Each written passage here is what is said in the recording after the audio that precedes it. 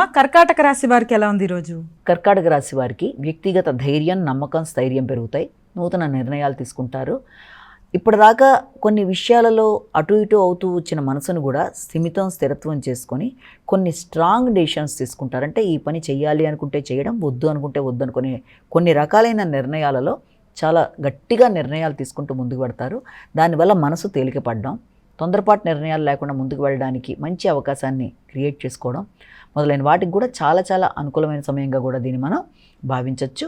అయితే ముఖ్యంగా ఈ విషయంలో మీ యొక్క కుటుంబ సభ్యుల యొక్క సహకారం, మీ సంతాన వర్గం యొక్క సహకారం మొదలైనవన్నీ కూడా అనుకూలంగా ఉంటాయి. వృత్తిపరమైన విషయాల్లో మీరు చాలా గట్టి నిర్ణయాలు తీసుకుంటారు. దాని ప్రకారం ముందుకు వెళ్ళడానికి ప్రయత్నాలు చేస్తారు. సింహరాశి.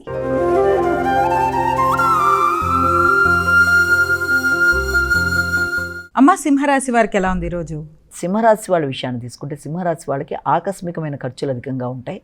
అయినప్పటికీ కూడా ఆ ఖర్చుల్ని అధిగమిస్తూ ముందుకు వెళ్ళడానికి ప్రయత్నాలు చేస్తారు.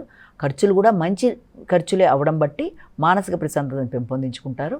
అది మీ యొక్క సంతాన వర్గం యొక్క అభివృద్ధి కొరకు కావచ్చు, లేకపోతే దీర్ఘకాలిక పెట్టుబడుల విషయంలోనూ మీ యొక్క అభివృద్ధి కొరకు తీసుకునే నిర్ణయాలు చాలా వరకు అనుకూలంగా ఉంటాయి.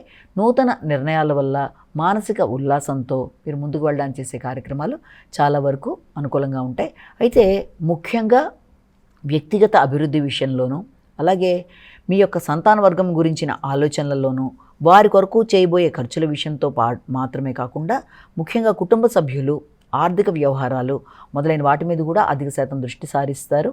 మనసు కొంత ప్రశాంతంగా ఉంటుంది. ఆత్మీయులైన వ్యక్తుల వరకు ధనాన్ని ఖర్చు చేయడం బట్టి మీరు ఉత్సాహంగా ఉంటారు. కన్యా రాశి.